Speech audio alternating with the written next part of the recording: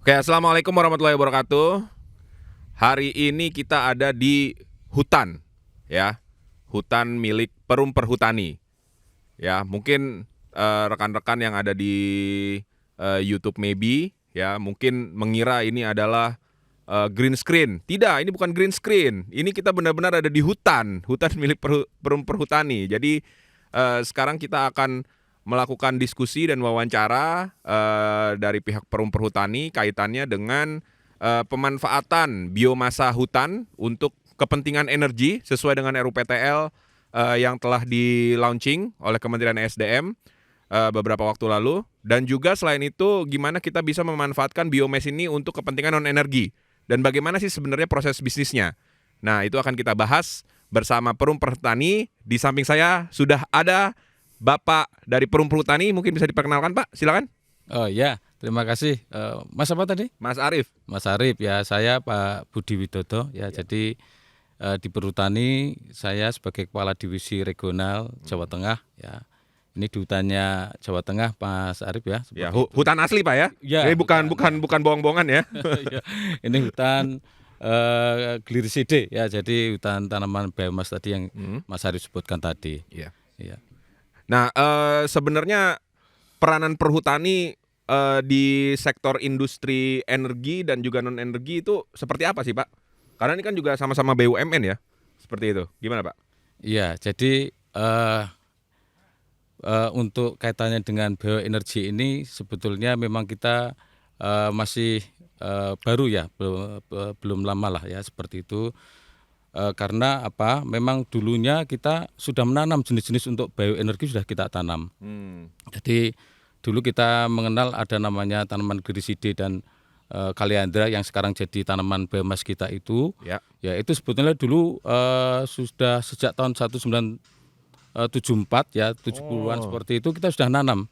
Ya, tapi dulu bukan atau belum untuk dijadikan sebagai biomas yang bioenergi yang sekarang kita banyak perbincangkan itu ya. Jadi dulu kita menanamnya sebagai satu untuk konservasi ya. Jadi untuk di tanaman-tanaman hutan kita itu di sela-selanya tanaman pokok hutannya, misalkan tanaman jati atau tanaman pinus seperti itu, di sela-selanya itu ditanam jenis-jenis Gliriside dan juga Kaliandra. Ya, untuk Kaliandra tadi yang di tanaman pinus ya sebagai tanaman sela namanya, itu fungsinya untuk menghambat erosi tanah yang diakibatkan karena kita tanaman muda. Jadi sudah ada tanaman selanya yang tadi dari Gliriside ataupun dari Kaliandra tadi itu rapat memanjang seperti itu, sehingga kalau ada erosi yang turun karena hujan misalkan kemudian turun, itu nanti tanah erosinya itu akan ditahan oleh perakaran dari tanaman Gliriside ataupun Kaliandra tadi itu. Yaitu jadi untuk yang Kaliandra di tanaman pinus, kemudian untuk yang Gliriside itu di tanaman jati. Kemudian juga selain sebagai tanaman konservasi, untuk tanaman Gliriside dan Kaliandra itu banyak dipakai oleh masyarakat ya sebagai tanggung jawab sosial kita itu untuk pakan ternak. Ya. Oh, bisa dipakai untuk pakan ternak. Betul. Ya. Apanya itu Pak? Ya. Jadi untuk Kaliandra itu daunnya ya. Jadi daunnya untuk pakan ternak ya. Jadi di daerah seperti Purworejo ya, kalau di Jawa Tengah seperti itu ya, di daerah Banyumas itu dipakai untuk ternak kambing ya. Jadi bahkan kalau yang di Purworejo yang terkenal dengan kambing Itawanya itu banyak pakannya itu dari hutan kita ya. Dari tanaman sela yang tadinya ditanam sebagai fungsi konservasi tadi ya, untuk menahan erosi tanah tadi. Jadi itu bisa untuk makanan ternak kita. Yang berikutnya ya, selain untuk pakan ternak ya, ternak kambing tadi itu ada ternak lain lagi ya, yang lain ya. Jadi adalah untuk ternak lebah ya. Oh, ternak lebah. Ya, Ya. Jadi untuk Kaliandra itu bunganya dipakai sebagai untuk pakan lebah kita yang banyak terdapat di hutan, dan juga sebagian juga banyak peternak lebah yang memanfaatkan itu. Itu Mas Arif. Oke, jadi Nah, pertanyaannya sekarang kalau saya tangkap nih Pak ya. Jadi sebenarnya dulu atau sebelum adanya bioenergi yang sekarang populer untuk co-firing ini berarti tugas dan fungsi dari perhutani itu memang hanya untuk melakukan penanaman untuk kebutuhan penahan erosi itu ya. Konservasi tadi. Berarti belum ada kegiatan aktivitas bisnis di situ. Ya, betul Mas Arif. Jadi saat itu kita masih dalam rangka untuk konservasi dan tanggung jawab sosial kita udah masyarakat untuk pemenuhan kebutuhan pakan ternak dan juga untuk kambing terutama ya, sama untuk tawon tadi itu untuk lebah. Jadi kita belum berpikir saat itu untuk jadi bioenergi yang sekarang banyak kita bincangkan tadi itu. Oke, nah kalau boleh tahu sejak kapan tuh Pak ada aktivitas atau rencana aktivitas bisnis terkait penanaman hutan kemudian kita manfaatkan menjadi energi gitu Pak? Iya. Jadi sekitar kurang lebih tahun 2013 lah ya kita mengadakan kerjasama dengan pihak lain ya, yaitu dari COFTI Korea ya. Iya, Korea. Itu kita melalui uji coba ya, nah, dilaksanakan di hutan ini. Ini salah satu contoh dari hasil kerjasama uji coba tadi itu. Ya, dan sekarang sudah berjalan dan sudah mulai juga dipanen ya, sudah mulai ditebang untuk kaitannya dengan hasil tanaman yang diuji coba tadi itu. Jadi itu dimulai sekitar tahun 2013 tadi dan sampai sekarang terus kita kembangkan sampai tahun 2021. Bahkan sampai tahun 2025 kita merencanakan untuk seluruh perhutani. Untuk seluruh perhutani itu sekitar 120.000 hektar. Ya, 120.000 hektar untuk tanamannya biomas tadi, baik dari jenis Gliricidae maupun dari Kaliandra tadi. Ya, mungkin itu Mas. Berarti yang ada di belakang kita ini tanaman Gliricidae itu ya? Atau ada Kaliandra juga di sini? Kalau di sini yang Mas Arif ya, mungkin teman-teman bisa lihat ini untuk Gliricidae ya, untuk Gliricidae. Jadi tidak terlihat yang untuk Kaliandranya. Kalau Kaliandra mungkin di tempat-tempat yang lebih tinggi ya, lebih tinggi. Jadi seperti di arah pegunungan lebih mengarah pada Kaliandra. Meskipun Kaliandra itu bisa juga ditanaman di tempat-tempat yang lebih rendah. Nah sekarang balik lagi Pak yang kerjasama dengan Korea ini, berarti bisa disimpulkan bahwa sebenarnya ada bisnis yang mengarah ke ekspor ya, berarti kayak gitu ya Pak ya? Ekspor kayu-kayu ini atau gimana Pak? Ya, jadi karena ini baru Mas Arif ya, perhutani memang ya sedang melakukan uji cobanya ya. Jadi baik dari sisi pengembangan jenisnya secara luas ya, penanamannya ya, termasuk juga nanti ke arah industri ya. Kalau kita sudah bicara industri pasti nanti ketika akan bicara pasarnya ya. Kalau nanti kita bisa bicara pasar, nanti kita akan melihat perkembangan seperti apa ya. Memang kita belum sampai ekspor ya, kita baru panen ya, baru panen saja itu kita dijual sebagai kayu-kayu untuk sebagai bahan chip untuk kaitannya dengan partikel ya. Jadi ada perusahaan yang menerima produk kayu kita ya dari tebangan itu yang dipakai nanti untuk dibuat bahan-bahan partikel kayu seperti itu. Oke, nah sekarang kita bergeser sedikit ke topik kita ya, yaitu co-firing ya Pak ya. Kalau boleh tahu Pak, seberapa erat sih ya hubungan antara co-firing ini dengan perhutani? Kira-kira bisa diceritakan nggak Pak dari sisi perhutaninya? Kalau dari sisi PLN atau dari sisi ESDM kan sebenarnya kita juga udah banyak ya tahu. Tapi banyak orang-orang yang nggak tahu sebenarnya posisi perhutani ini untuk kebutuhan co-firing itu seperti apa dan diskusi apa yang sudah pernah dilakukan mungkin antara kementerian atau antara PLN dengan perhutani atau seperti apa Pak kira-kira? Ya, jadi di co-firing itu kita yang pasti akan menyediakan bahan bakunya ya. Dari tanaman kita yang tadi untuk seluruh perhutani direncanakan sampai tahun 2025 tadi 120.000 hektar itu kita akan memasok sebagai bahan baku. Ya, seperti itu. Dan sudah kita bicarakan ya dengan tadi termasuk dengan PLN ya. Sudah kita bicarakan ya, kita sebagai pemasok ya. Meskipun masih on proses Mas Arif ya. Jadi masih negosiasi ya seperti apa sih kebutuhannya PLN dan nanti kita kita kita perhitungkan dengan kemampuan kita seperti itu. Tetap namanya aspek bisnis kita kita pertimbangkan betul ya. Jadi intinya bagaimana kita untung ya PLN juga untung seperti itu ya. Karena ini bisnis baru kalau saya melihat ya. Tapi juga bisnis yang menjanjikan untuk masa depan ya. Jadi kenapa tadi perhutani sampai 120.000 hektar seperti itu ya. Itu se-Indonesia Pak ya 120.000 hektar. Ya kalau perhutani kan di Jawa ya jadi di Jawa saja ya. Perhutani itu di Jawa aja ya. Iya di Jawa saja itu 120.000 hektar. Untuk di Jawa Tengah di wilayah saya itu sekarang sekitar ya antara 7.000 ya 14.000 sekarang tambah 3.000 ya seperti itu yang sekarang sudah ada ya kita terus kembangkan nanti sampai tadi 120.000 hektar tadi untuk seluruh perhutani. Oke, tadi Bapak menyinggung tentang orientasi bisnis ya, keuntungan ya tadi ya. Nah, kita kembali lagi nih tadi agak terlewat. Nah, ini kan BUMN itu kan harus untung ya Pak ya? Ya.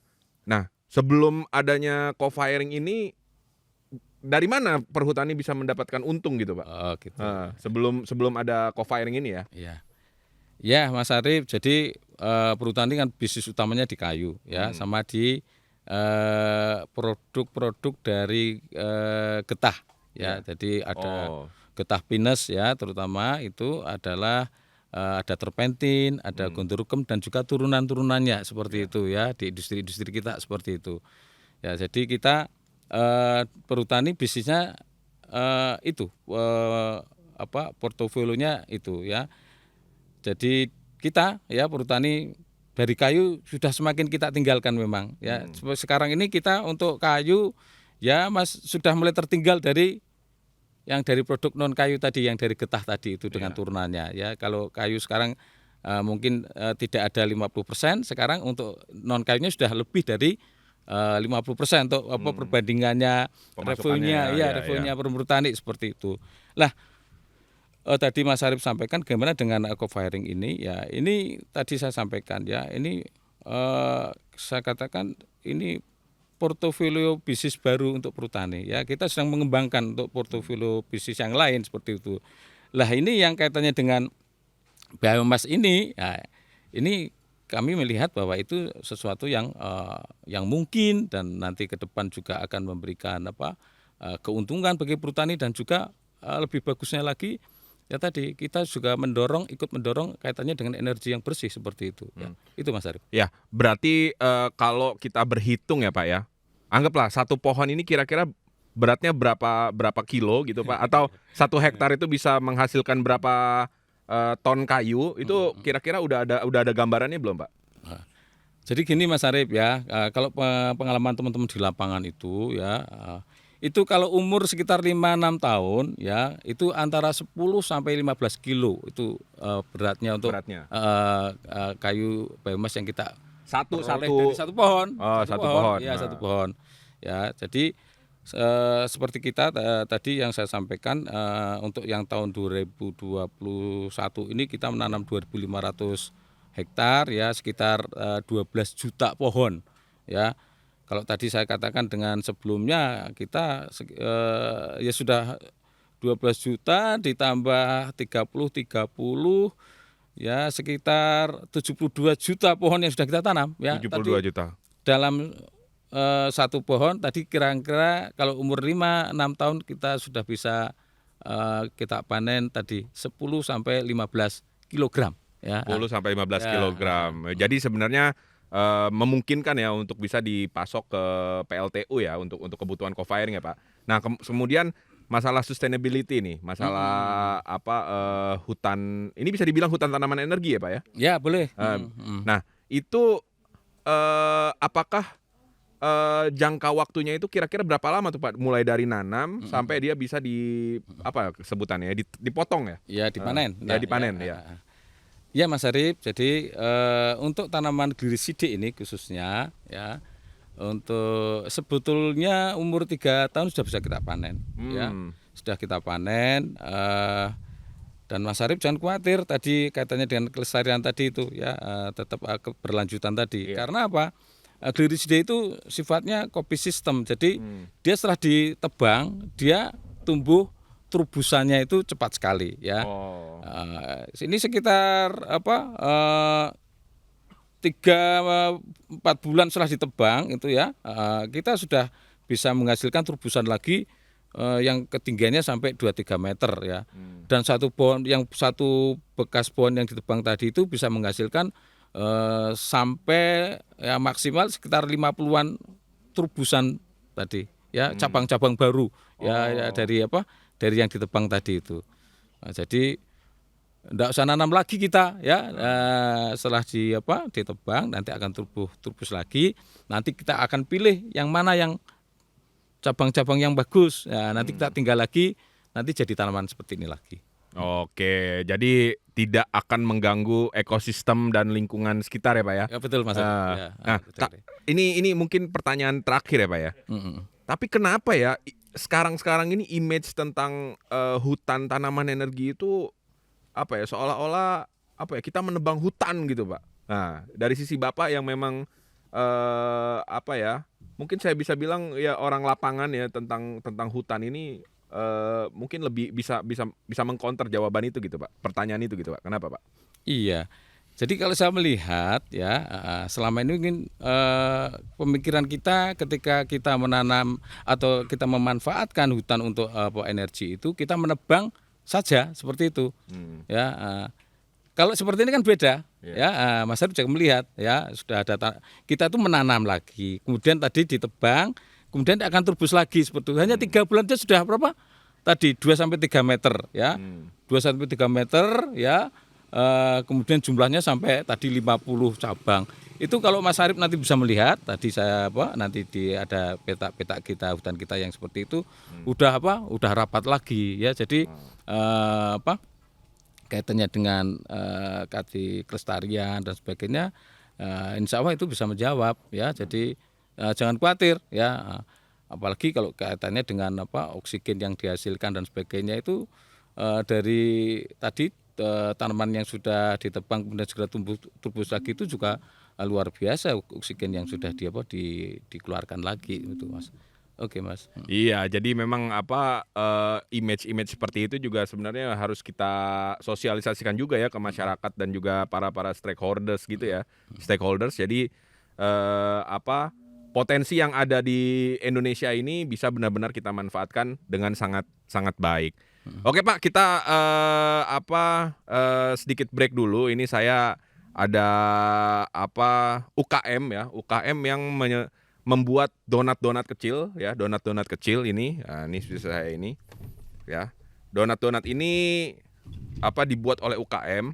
Nah, ini mungkin bisa Bapak coba ya. Jadi ini namanya adalah My Donat ya, My Donat. Nah, ini UKM yang membuat. Nah, mungkin bisa dicoba nih Pak. Saya mau minta komentar nih, rasanya ini seperti apa? Silakan Pak, coba Pak. Kita coba bareng-bareng Pak. Gitu. Nah, ya. Nah, ini saya pilih yang ini. Nah, Bapak pilih yang mana? Nah, ini UKM juga sudah bisa membuat produk-produk yang lezat ya. Jadi silakan Pak, kita coba Pak ya. Oke, 1, 2, 3.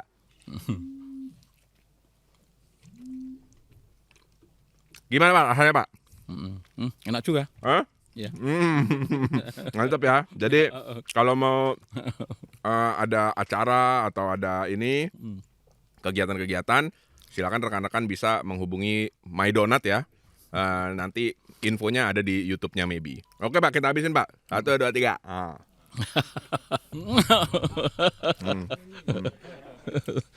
Oke, untuk menutup podcast kita hari ini ya, saya juga akan menanyakan satu hal lagi Pak. Kalau misalnya ini hutan tanaman energi nanti akan kita gunakan atau kembangkan untuk kebutuhan co-firing, batasan-batasan yang dilakukan oleh perhutani itu seperti apa? Apakah hanya menyediakan bahannya saja, ataukah nanti sampai pemotongan atau chipping, atau sampai kalau diperlukan untuk sampai pelet, bisa diperlukan untuk pelet, perhutani juga siap untuk melakukan pelet. Gimana Pak? Ya. Sebelum ke situ saya ingin nambahkan sedikit tadi Mas Arif ya. Jadi kaitannya dengan tentang kekhawatiran tadi ya. Iya. Jadi begini ya. Jadi untuk tanaman untuk biomas di perumur tani itu ditanam dalam rangka juga selain tadi untuk bisnis kita, itu juga dalam rangka untuk menyehatkan hutan kita. Ya, jadi di hutan-hutan kita itu tidak semuanya bisa ditanam jati semua, pinus semua, pohon besar semua tidak. Iya. Ya. Lah, tanaman-tanaman glisida ini adalah jenis-jenis yang pionir ya. Jadi tanah-tanah yang memang tidak bisa sulit tumbuh ya. Hutan-hutan yang tanahnya kritis gitu ya, sulit ditumbuhi oleh pohon-pohon yang besar gitu, kita sehatkan dulu dengan tanaman biomas ini. Oh gitu. Iya. Ya. Jadi ini ya, jadi selain tadi kita bicara untuk kaitannya dengan bisnis kita ya, ini adalah salah satu juga sebagai strategi untuk segera menyehatkan hutan kita. Ya, memang hutan kita tidak ada semuanya bisa ditanami semua, enggak Pak. Jadi mungkin kalau kita lihat di film-film di barat dan sebagainya, kadang kan di hutan-hutannya kan tidak semuanya ada pohonnya semua penuh, enggak ya. Sama dengan di kita ya. Jadi ada juga yang tidak ada pohon-pohon besarnya ya, memang seperti itu ya kondisi lahannya itu memang belum bagus seperti itu. Lah inilah ya, dengan glisida, dengan tanaman biomas ini nanti akan mengembalikan kesuburannya tanah itu, kemudian nanti akan bisa ditanami lagi juga dengan tanaman-tanaman yang besar tadi. Itu satu. Ya, kemudian yang dua kaitannya dengan tadi pertanyaan Mas Arif, katanya dengan sampai mana sih ya, sampai chip ataukah ya Sampai pelet dan sebagainya. Atau jangan-jangan bikin pembangkit sendiri mungkin aja kan. Tuh ada Pak Joko Winarno juga tuh, ntar bisa direkomendasiin bikin PLTU sendiri mungkin ntar. Iya. Saya pikir itu Mas Arif ya. Jadi kita kan kita itu dalam, karena bisnis baru tadi itu kita juga dalam ya menjajaki ya, melihat perkembangan pasarnya seperti apa ya. Itu nanti akan kita lakukan, bahkan sampai tadi ya, kenapa tidak kita misalkan bikin pembangkit sendiri ya, seperti itu ya. Dan kita juga ada rencana sudah untuk mulai membuat pabrik ya. Jadi kita sudah merencanakan membuat pabrik untuk apakah nanti wood pellet atau masih chip, masih kita dalam proses kita dalam studi-studi kita ya, semuanya kita pelajari betul ya, sehingga nanti itu bahwa dari biomas yang kita kembangkan ini betul-betul bisa meningkatkan revenue dari perumur tani seperti itu. Ya, berarti simpulannya adalah ketika kemarin kita 2 hari mengunjungi lokasi-lokasi yang bahan baku biomasnya itu dari limbah ya. Sekarang kita melihat sendiri ya Pak, bahwa ini ada hutan tanaman energi yang kalau saya ambil simpulan ternyata tidak sejelek apa yang dipikirkan orang-orang gitu. Mungkin mereka kurang tahu. Mudah-mudahan melalui podcast ini orang-orang yang berpikiran bahwa hutan tanaman energi ini cuman tebang tanam aja, itu bisa diperbaiki lah opininya.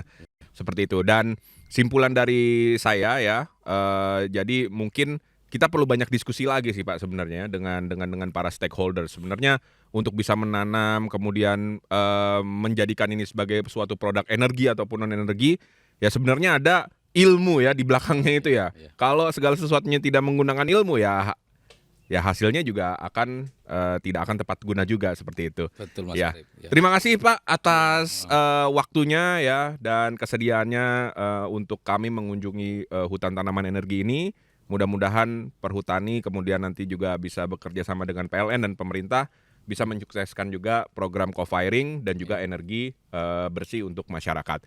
Oke Bapak-bapak, Ibu-ibu dan rekan-rekan sekalian, demikian podcast kita hari ini. Ya jangan lupa nanti kita saksikan ya episode-episode selanjutnya, dan mudah-mudahan podcast kita hari ini terkait dengan hutan tanaman energi di Perhutani bermanfaat. Demikian, wabillahi taufiq wal hidayah. Wassalamualaikum warahmatullahi wabarakatuh. Waalaikumsalam. Terima kasih Pak. Ya.